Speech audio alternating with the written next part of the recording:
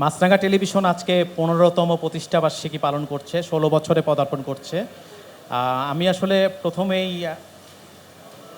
স্মরণ করতে চাই এই মুহূর্তে যে 2011 সালের আজকে প্রতিষ্ঠাতা চেয়ারম্যান স্যার আমাদের এই মাছরাঙা টেলিভিশন, কিন্তু আজকে ওনারা নেই। বাট আমাদের দেখতে দেখতে 15টা বছর পার হয়ে গেছে।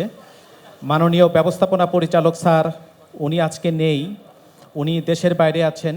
তবে আমরা অত্যন্ত আনন্দিত যে আমাদের সাথে উপস্থিত আছেন আমাদের স্কয়ার গ্রুপের পরিচালক তপন চৌধুরী স্যার, একই সাথে স্কয়ার গ্রুপের মাননীয় চেয়ারম্যান স্যার, আর আরও যারা এখানে উপস্থিত আছেন সবাইকে আসলে শুভেচ্ছা জানাচ্ছি।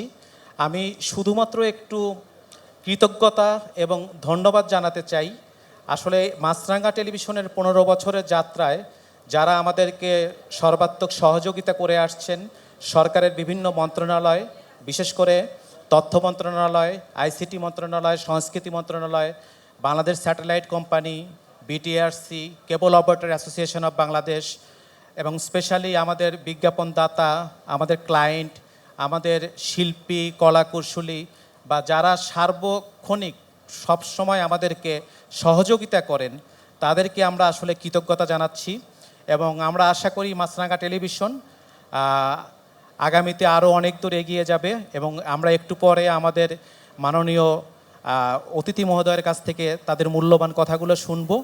এবং সেই সাথে মাছরাঙা টেলিভিশনে কর্মরত আজকে মানে এখন যারা আমরা একসাথে কাজ করছি এবং শুরু থেকে যারা ছিলেন সবাইকেই আমরা আসলে শুভেচ্ছা জানাচ্ছি, যাতে আমরা এই অর্গানাইজেশনটাকে আরও অনেক দূর এগিয়ে নিয়ে যেতে পারি। সবাইকে ধন্যবাদ, ভালো থাকবেন।